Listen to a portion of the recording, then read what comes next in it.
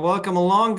Today, my honored guest, is Mr. Xavier de Roquemaurel, CEO of Czapek, CEO of Czapek, Swiss independent maison that was created in 19th century and reborn by Xavier in 2015. So it's been 10 years already. I've just realized, and we know Xavier for quite some time. We have seen each other for a few times, and today I'm glad we are having the opportunity to talk a little bit about business, life, Czapek, watchmaking, and some of the colors of our entrepreneurial life. Welcome. Hello. Thank you, Lucas. It's great to be connected again. And life is like this. It's a small place, and we meet again always. That's with the good people. There is always a chance to meet again. So happy to be having my another Polish connection reactivated on a very special year for Czapek. Lovely. Thank you for accepting the invite. I would start with the energy and passion that you're sharing, and this is something that I would like to ask. What was the starting point or connecting point for you to start Czapek adventure? Because I have an impression that this is basically the journey of your life. This is like your dream project, and you really share this energy with the community. So I believe in kind of connecting dots or the points that turn things into different realities. What was for you exactly this impulse, this changing moment to start Czapek adventure? So I would say in the short term vision, the 10 years ago, it was more than 12 years actually, because we started end 2013, sorry, and beginning 2014, but in the shadow, invisible. At that moment, it was a survival reason. Again, many people are confronted with tough decisions when everything has fall down, and I had lost my job, and I felt I was a bit kind of dead, professionally, because I was in a new city, in a new industry, for me, which was watchmaking, in a new canton, which was nearly a new country. So everything had changed, no network, etc. So, and I had 5 kids to feed, so you need to move, and I was always having so much drive in the interviews that I was passing, that I was finishing the second candidate. Second candidate because people liked my profile, but they said this guy is wild. we prefer to have the good boy, that has the finger on the stitching and that obeys well, and, So it's and like that was probably you reached final and you lost in penalties. exactly, and yeah, it was always the same reason. It was like the wild card candidate. But if we look further, because at that moment I was having like a lot of entrepreneurial projects, some consulting projects, and few, I would say, employment projects. So a friend of mine who's a scientific and an entrepreneur said to me, I believe in numbers. Your market is in creating your company, because you have so many projects, entrepreneurial projects. And if I look back, I would say that the starting point was when I was 14, 1-4, because I was making some snowboards. It was really the beginning of snowboarding. Can you imagine? 1984, 41 years ago. And and it was really the very, very, very beginning of snowboarding. And I was making snowboards in my dad's garage. And one day, a guy came to me and said, "Can you make me one?" And I said, "Yeah, sure." You know? So we agreed on the project, we agreed on the design, we agreed on the price, and I made the snowboard. And I love the process. Totally love the process. And then Burton Do snowboards you still arrived in keep Europe. them? Do you still keep them? Do you have them at home somewhere? I must have, there must be one in my sister's house in the mountains. Yeah. Um, and but this one, of course, it was sold and given to the person.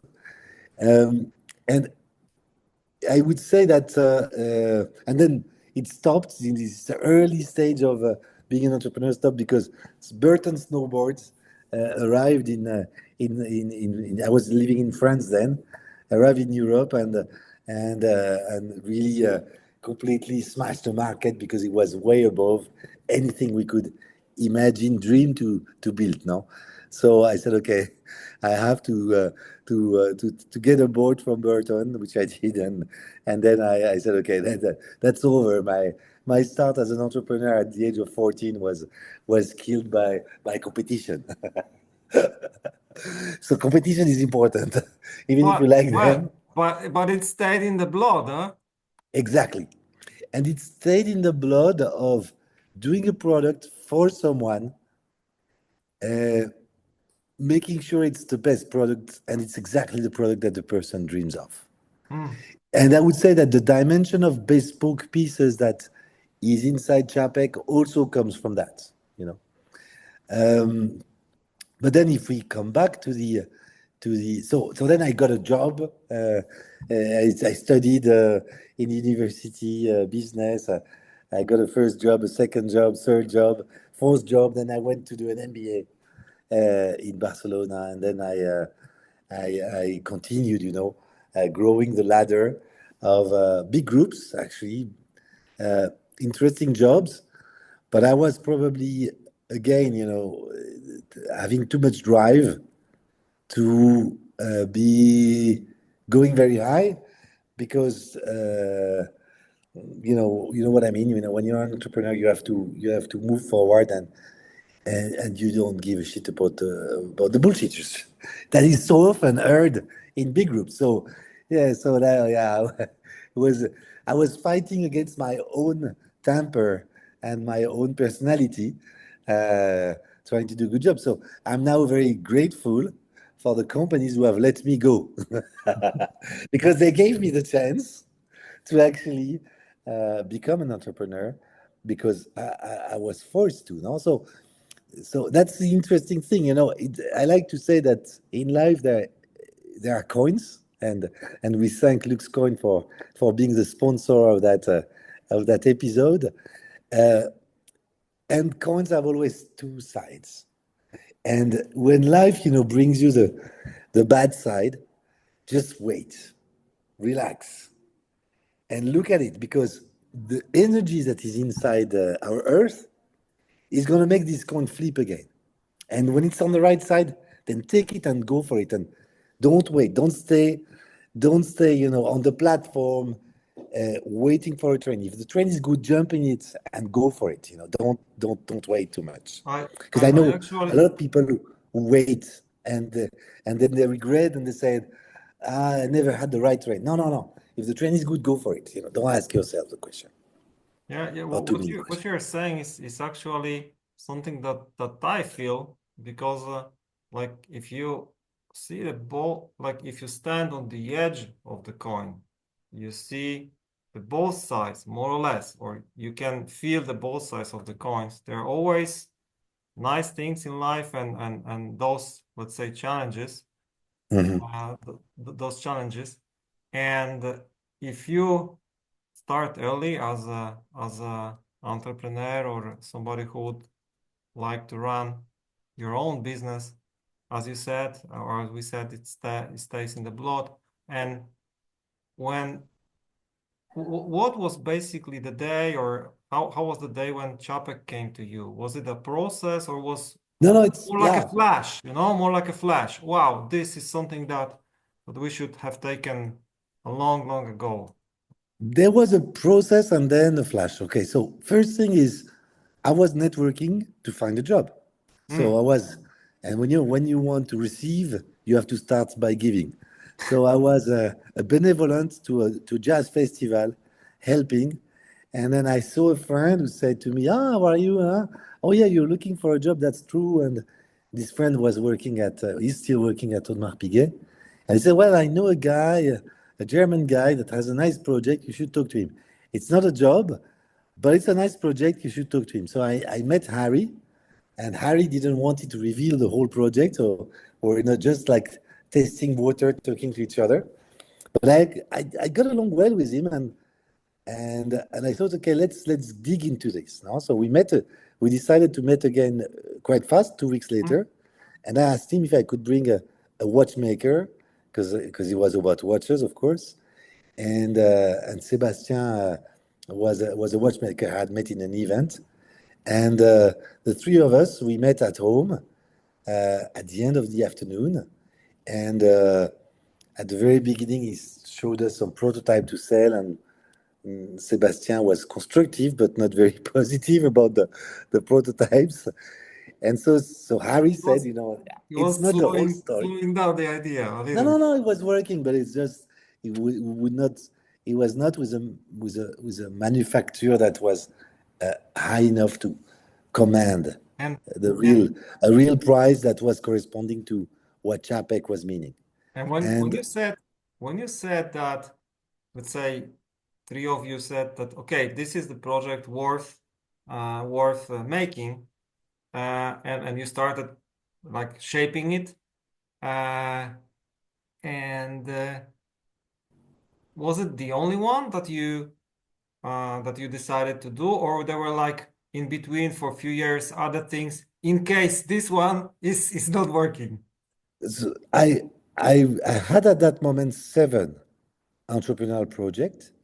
One was running. It was a project in social media, uh, but it was not a project capable to be a very big project. So it was then absorbed into a larger agency, and that was it was later absorbed, no, because I couldn't take care of it anymore. So yes, there was a few projects. There was some consulting also helping to uh, to get some cash home, but very quickly. I mean, the very beginning when you build it, then it's okay. You can do that at night. You can do that during the weekends. You sweat a lot, and you spend extra hours to make it look good. You present it. From the moment you have external shareholders, you have to be fully dedicated. There is no option there. So I would say at the very beginning, we are doing it on the side Mm. during the year 2024, and we started raising funds in 2015.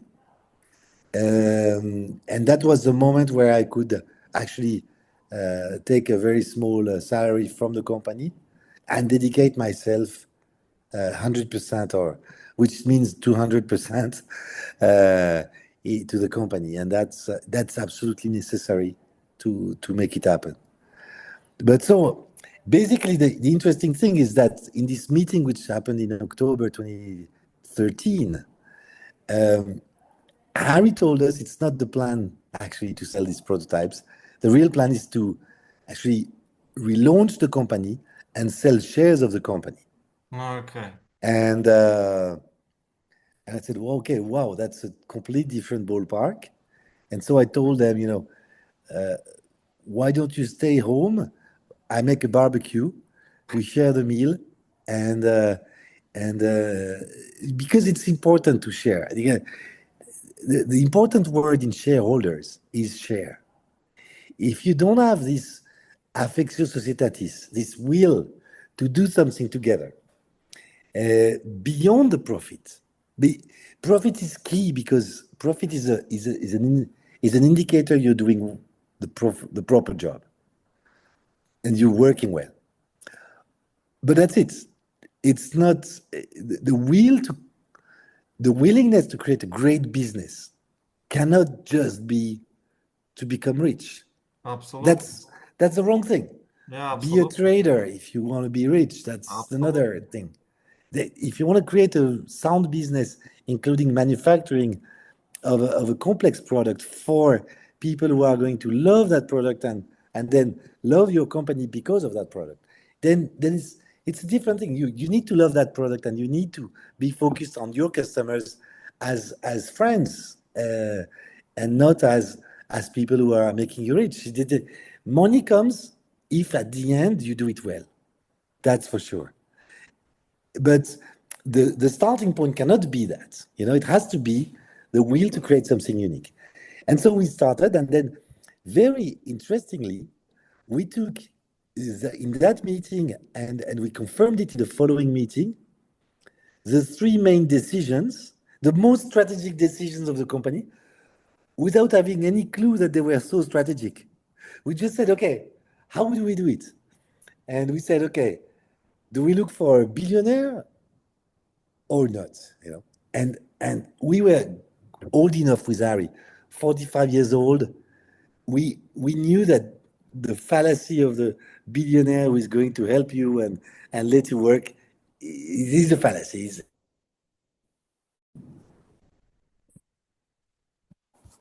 Ah, Luca, we are back? We are back, and again, technology is Yeah. surprised because I had a connection all the time, and the tool got disconnected. Yeah, I don't know. Well, So I was talking about the three decisions. So the first decision, so we thought maybe we are the luckiest guy in the industry, and who else could finance a project like us?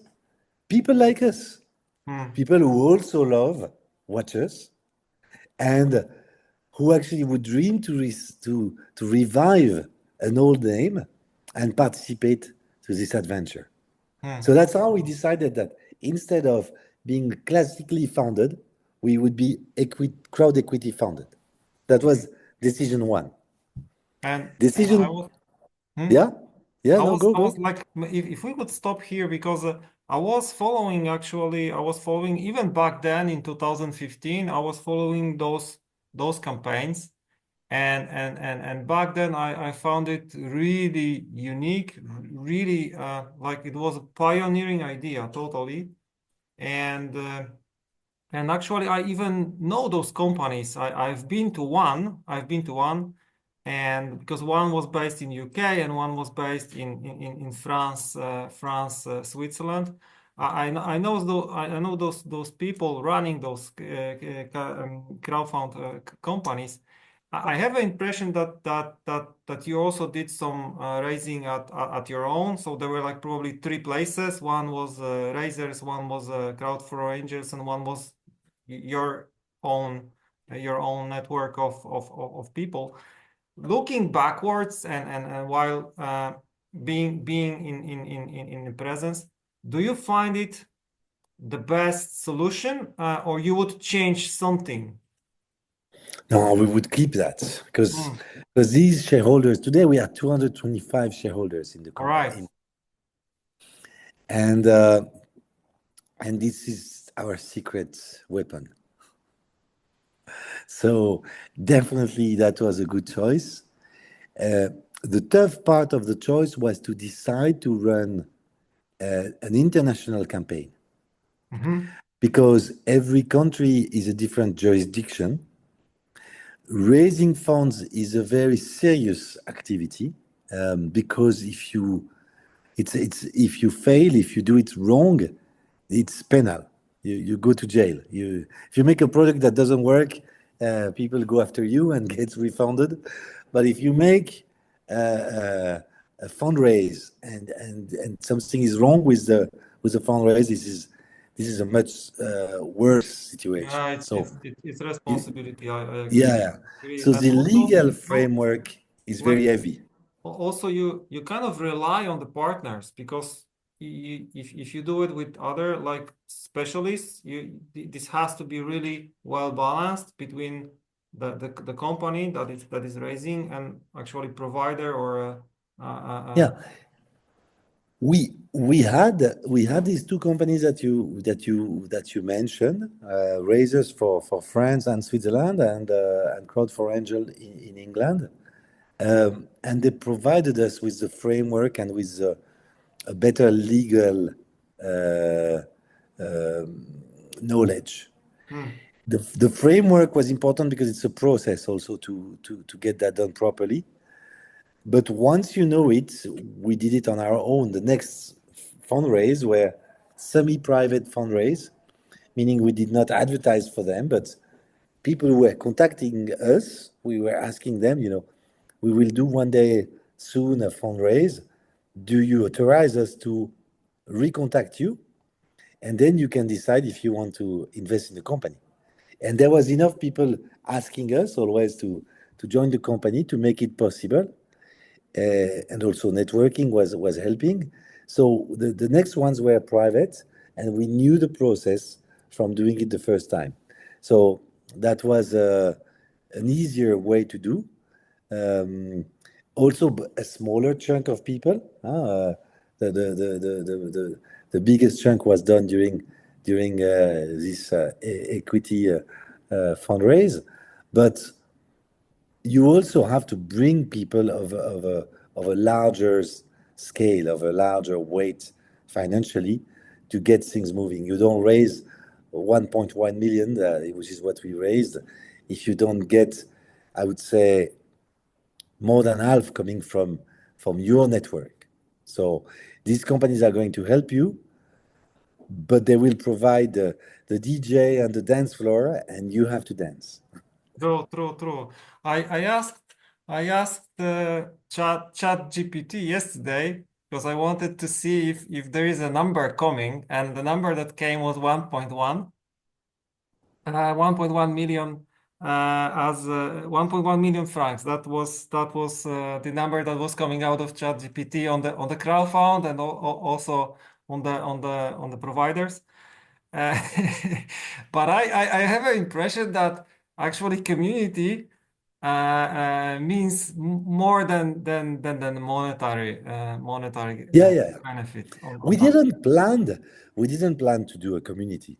Hmm. We planned to do a a nice company with a nice group of shareholders, but we always thought that they would be too individualistic to actually build a community. So it was our surprise to see this becoming a community and people interacting with each other and developing the company by actually connecting with each other and helping on one thing or the other.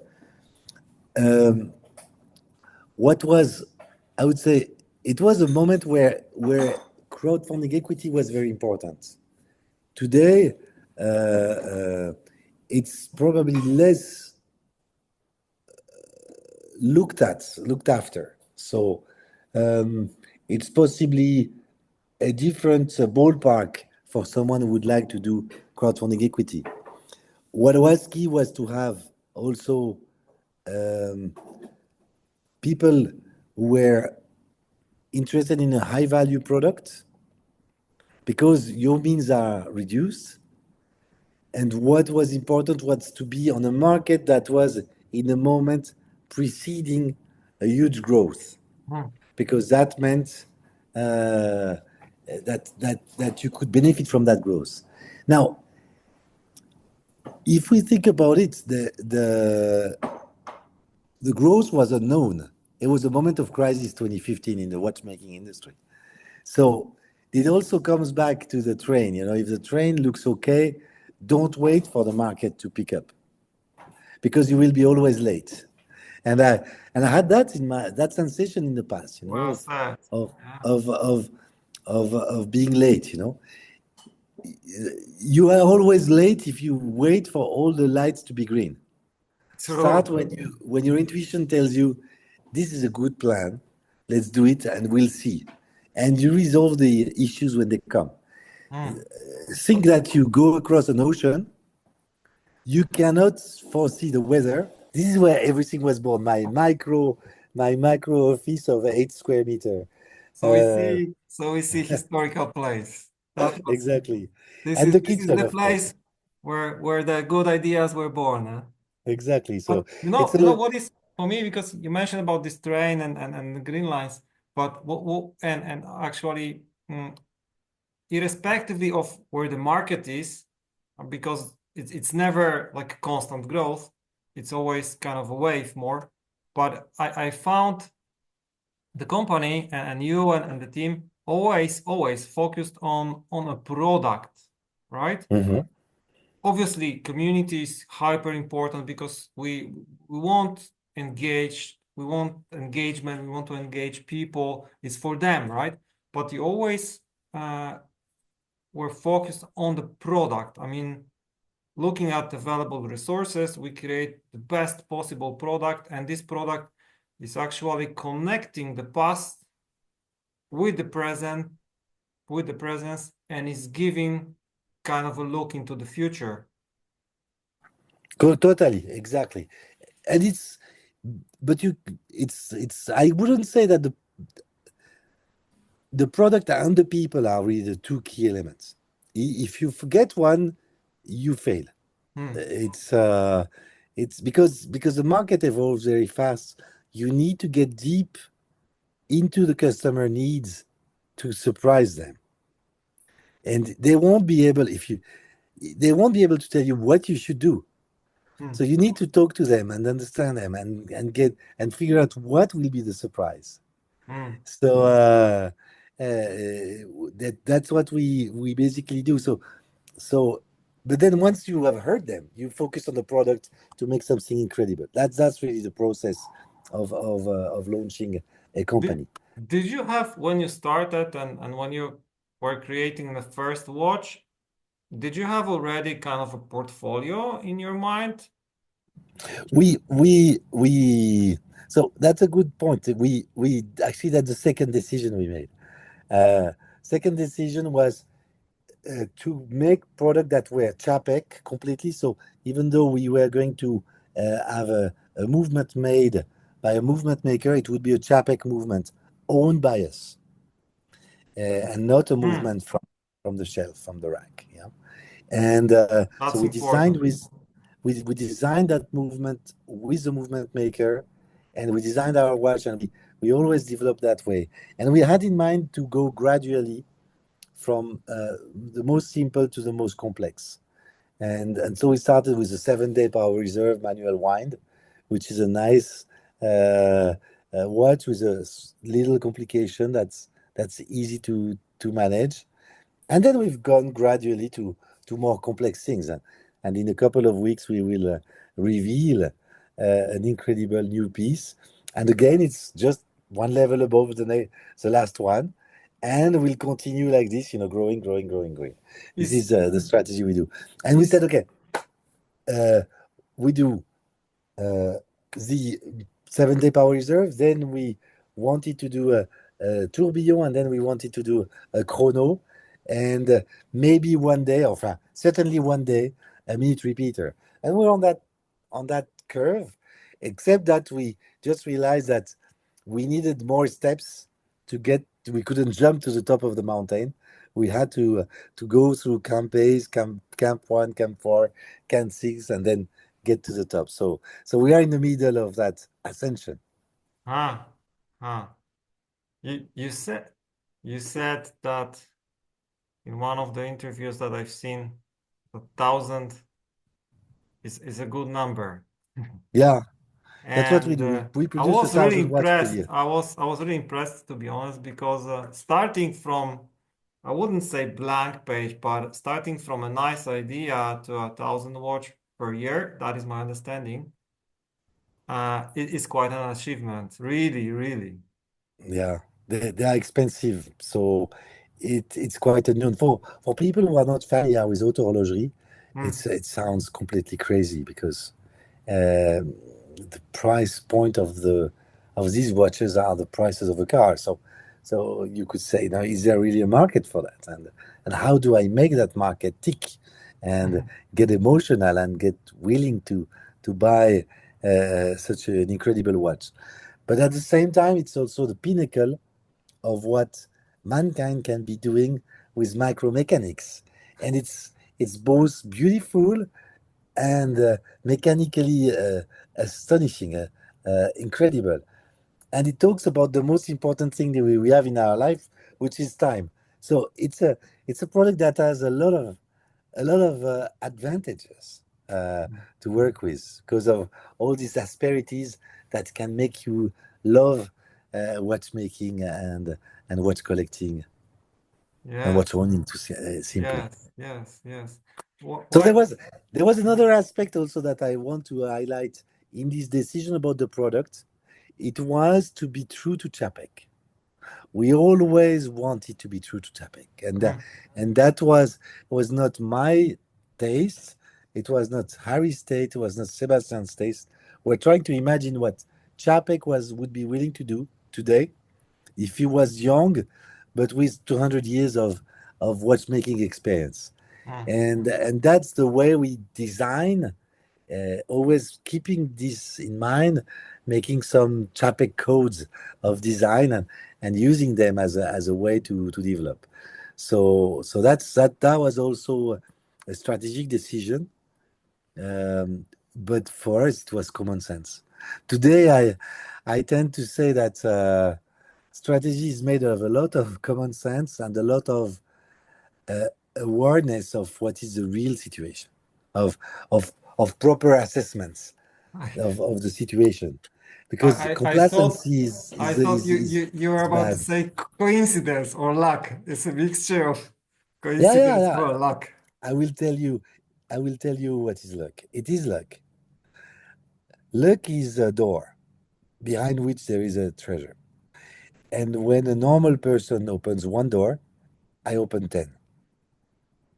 So that's the way to get luck. It's work, work, work, and then think. You know, these kind of doors that don't work. So okay, let's focus on that kind of work. And reshuffle every day. Test, trial and So, error, so, so learn. you try to have a look at the opportunities, right? So you Exactly. you, you And you wanna see those doors. You wanna see those doors yeah, every and every day. you start wide and you narrow very very fast to keep to be more efficient. So you to direct your energy, and you need to be hyper focused. Focus Mhm. is really Mhm. probably the first quality is focus. Or are And you there? Yes, I see it cutting. That's a challenge. yes, that's what I don't know. You told me that I got frozen, but I was looking at this one and it was fine. It was fine. But Okay. we have a new meeting, so 40 minutes left, but I think we Yeah. we are pretty much okay. Otherwise, it's gonna be too long Yeah. for the Okay. people. Yeah. What I wanted to ask, like looking from the beginning, the first watch to 100 or 1,000 watches per year, and I wanted to ask about the difficult days, difficult times. What was Mhm. for you the most difficult, maybe one or two periods in this, looking at this route, this journey from first watch till the production that we are having now? Um, the launch was tough because in March 2016 we raised 1.1 million, and it's tough because there is a moment where you raise and then it stops, and then at the end you get back again. So you need to uh, you need to strive, and you need to fight every minute, every second. Never give up, never give up. But then it was a crisis in the industry, so everybody was coming to see who were these crazy guys reviving Chapek, but nobody was placing an order. And so the first year was really tough, and we had to reshuffle completely, rethink the strategy, commercially, the approach, and we sold one watch in Basel World, in the Basel Fair, and in the end, we did 88 watts on that year. So you can imagine the shifts. Mm-hmm. So that's the chance of the startup because you have nothing. You only have blank pages. So if the one page is not okay, you take it and you throw it away and you take a new one. The So and you start, situation is kind of clear. yeah, that's clear. Then there was the COVID was a big challenge, uh, which which we which we played with a lot of boldness, restlessness, uh, drive, daring, um, because we didn't stop 1 minute. Mm-hmm. Mm-hmm. And then the last part was when I passed away in January 2022, and I had my aortic dissection and was saved after a restart. I would say by the doctors in the middle of the night and in the hospital of Bern. And Wow. then the next 6 months were really difficult, Yeah. and I feel good now uh, after this aortic dissection, all, after 3 years later. So I'm still very much impaired by the limitations created by that accident.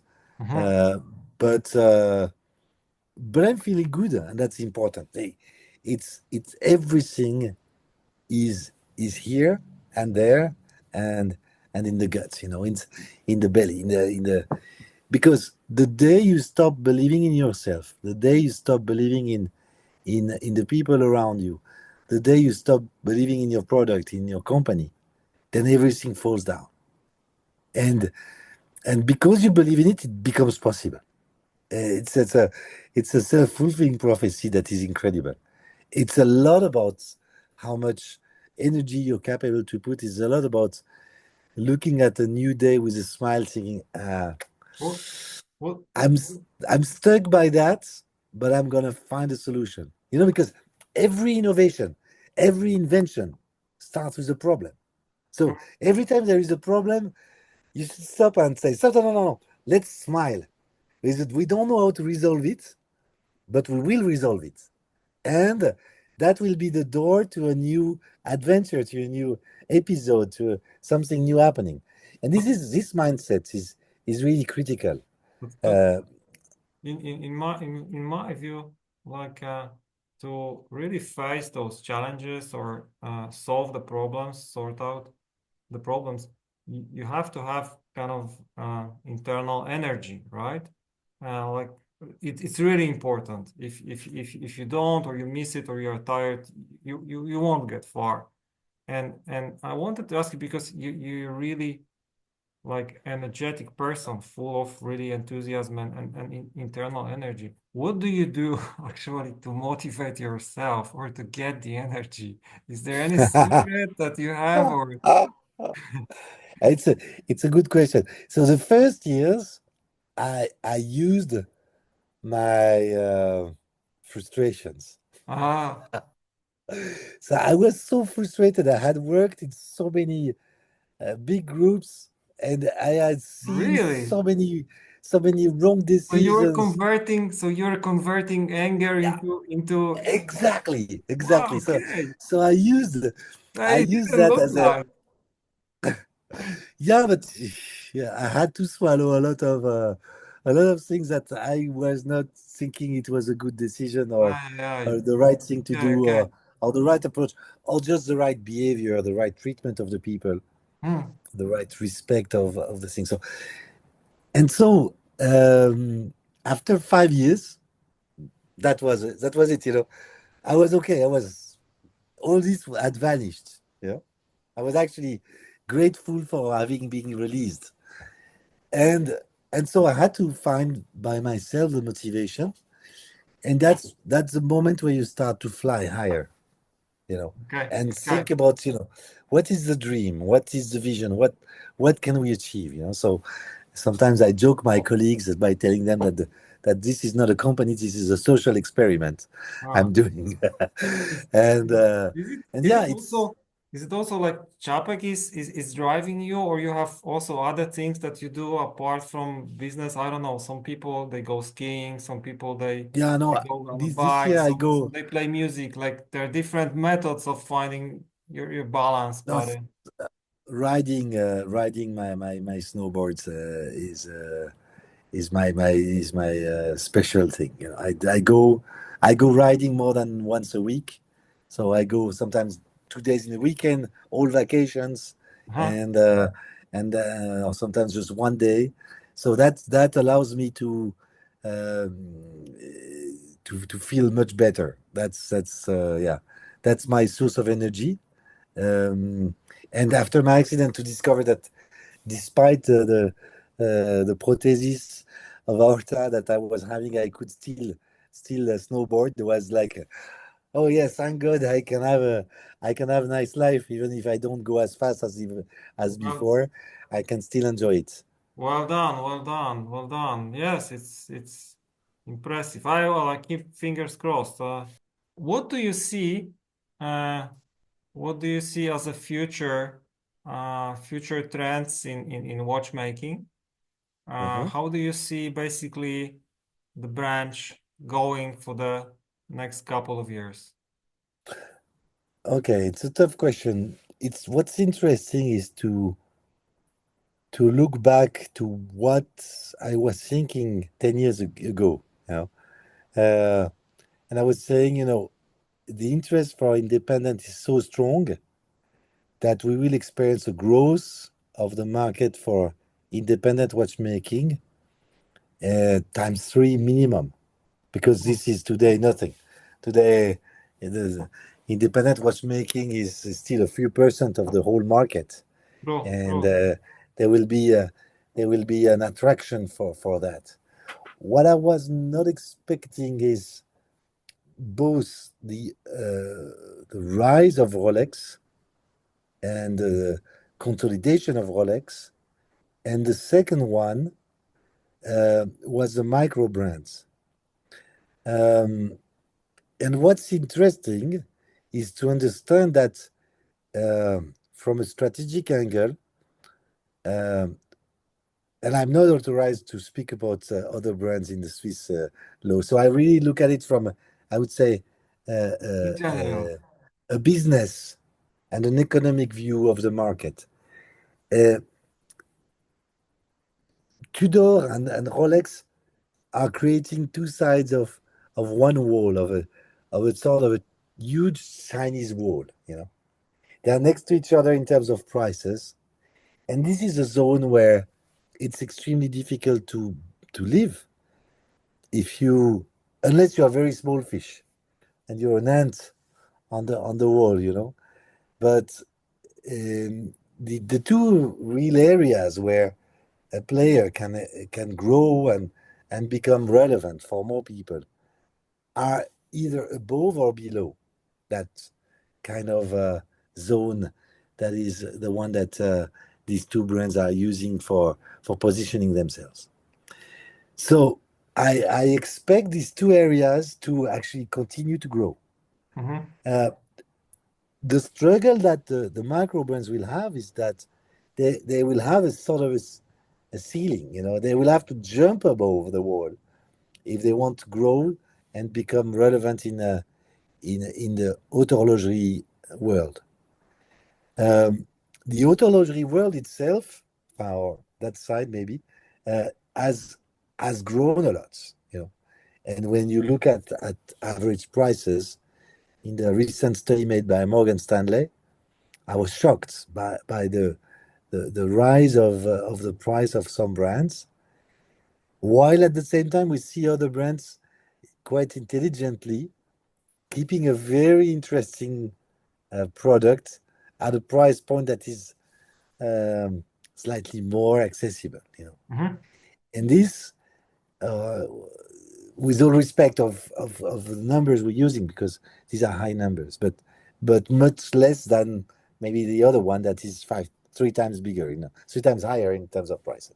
So what I see is that I see these two areas consolidating, growing, um, and I see that the micro brand has been a good shake of the market. What we don't know is that if the major players that are at a price below 5,000 are going to be capable to capture the interest of the watch lovers, or is it going to be uh, a 5 to 10 years of incredible growth based on the fact that there is so much creativity to be done in watches? Mm-hmm. Today, today it's more the case of the second one of small brands appearing with a product that is very well made, very exciting, but then they will be facing the reality, which is to live, you need to make thousands. So you've you have everything, but not the reality of micro. Your macro. That's what you're about. Your macro, not micro. Uh, and they will have to sell 5,000, 10,000 watches to survive. And we see that when they get to these numbers, then it becomes very difficult. So there will be a sort of a scissor effect, where they will grow, but then the bigger player, Mm-hmm. if they are creative, will be capable to rejoin to regain some market share. While in the horlogerie, I think as long as we don't get crazy on prices, we will be enjoying a nice continuous growth, because if you think about it, it's really nice to have a beautiful watch, and it's also true for the micro brand. So, but people will want to have something that is relevant to them in terms of spirit, in terms of mindset, in terms of product, in terms of beauty. That's uh, that's what it is. So it's not a never-ending story, but there is a potential for for the horlogerie market that is for me maybe less fast than before, but clearly growing. Mm. I I I I was listening carefully. It was really interesting. I mean, having your opinion on that. Me personally, I always believe in independent boutique products projects because they are quicker. They are fresh. They bring something really new to the business. And it's not only in watches, but even if you look at other branches like cosmetics or music or even spirits, every time there is a solid independent boutique project or venture coming in, they bring kind of a freshness. They break the rules in a positive way. They present something from other angle, and it's positive for the Yeah. for the branch overall. And that is like a, I would say, a fresh blood kind of. Mhm. You saw that the prize of the best vodka was given to a French vodka. Uh, And the funny thing is that, so I'm sure that the police must be very angry at that, but still, you are good people, so that will trigger the will Uh, to fight again no, for getting no, that prize. it went, everything I think went democratic nowadays. There are good spirits made worldwide. There are great cars made worldwide, and I think that's the right trend. Looking back or looking at Czapek, uh, do you have a plans to celebrate 10th anniversary, or Yeah, there's something coming in that yeah. It's coming for the second half of the year. okay, We start with we will celebrate with the product. So we have I can an imagine. incredible we have an incredible lineup of product for this year coming, and so that's the first part. The second part will be a coffee table book on which we are working, so to for the 10 years of Chapek. And the last part will be a roadshow of events, sometimes very small, sometimes big.